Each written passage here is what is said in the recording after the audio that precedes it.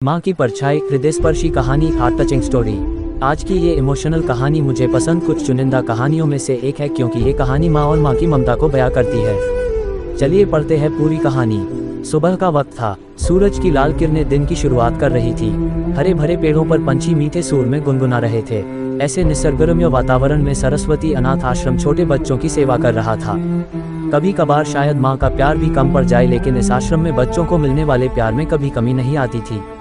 सूरज की कोमल धूप में मात्र 15 से 16 साल की पीहू सूरज को एकटक निहार रही थी। तभी उतने में उसे एक ख्याल आया।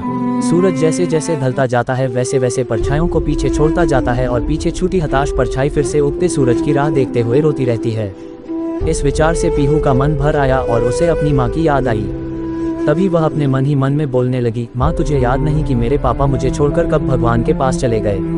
पर तुम ही मुझे कहती थी ना कि बेटा तू 1 साल की थी तब तेरे पापा को कैंसर की बीमारी थी। इस वजह से तेरे पापा भगवान के घर चले गए, लेकिन तकदीर की लड़ाई में मैंने हार नहीं मानी। पीहू बेटा, मुझे तेरे साथ यह कठिन दुख की लड़ाई जीतनी है, इसलिए मैं तेरी परछाई बन तेरे लिए जो हो सके वह करूंगी। वक्त आने पर मैं लोगों के घर के काम भी करूंगी, पर तुझे बहुत पाऊंगी, तुझे बड़ा बनाऊंगी। मैं तेरे पापा के सपने को वास्तव में लाऊंगी।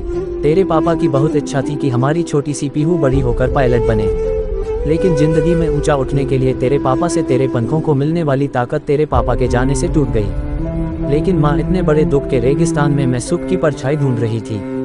मेरे इन पंखों को बल देती माँ, लेकिन क्यों माँ, क्यों मेरे पंखों को बल देने से पहले मुझे क्यों छोड़कर चली गई? पापा की तो पितृछाया मुझे ना मिल सकी, पर तू तो मेरी परछाई बनकर जी रही थी। फिर क्यों तू भी मुझे छोड़कर चली गई? लेकिन तेरे जाने से मैं तेरी ममता से जुड़ी रही, तेरे प्यार की परछाई ढूंढते हुए दुख के रेगिस्तान में अकेली रही। अब मेरे पापा के सपनों को साकार करने के लिए कौन मुझे ताकत देगा? बोलना माँ। पीहू मन ही मन बोल रही थी। तभी उतने में प्यार और ममता से सभी लड़का लड़कियों से बर्ताव करने वाली सीमा मैडम ढूंढते हुए पीहू को देखने आई और प्यार से बोली, बेटा क्या हुआ, क्यों रो रही हो? तभी पीहू अपने आंसू पोंछते हुए बोली, मैडम मुझे अपनी माँ की बहुत याद आ रही है। तभी सीमा मैडम ने पीहू को अपने सीने से लगाया। वह बोली, देखो पीहू बेटा, ऐसे नहीं रोते। मुझे पता था तुम्हारी माँ तुम्हारे लिए प्यार और ममता की परछाई थी, लेकिन उसे भी भगवान ने ले लिया। पीहू, जिंदगी और मौत किसी के बस में नहीं होती है। पीहू सीमा मैडम के तरफ देखते हुए बोली, मैडम भगवान भी कितने कठोर दिल के होते हैं। जब मैं छोटी थी तब मेरे पापा कैंसर की बीमारी से चले गए, और अभी कोरोना के काल मेरी माँ की बेस्ट फ्रेंड रमा आंटी एक दिन के लिए हमारे घर आई।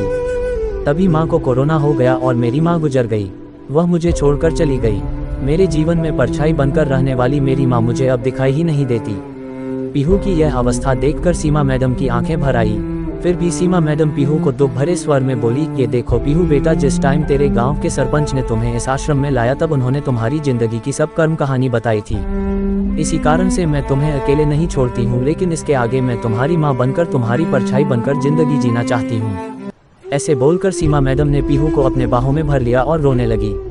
सीमा मैडम को सीने से लगाकर पीहू ऐसा लगा जैसे उसकी माँ की खोई हुई परछाई सीमा मैडम के रूप में फिर से उसके साथ देने आ गई।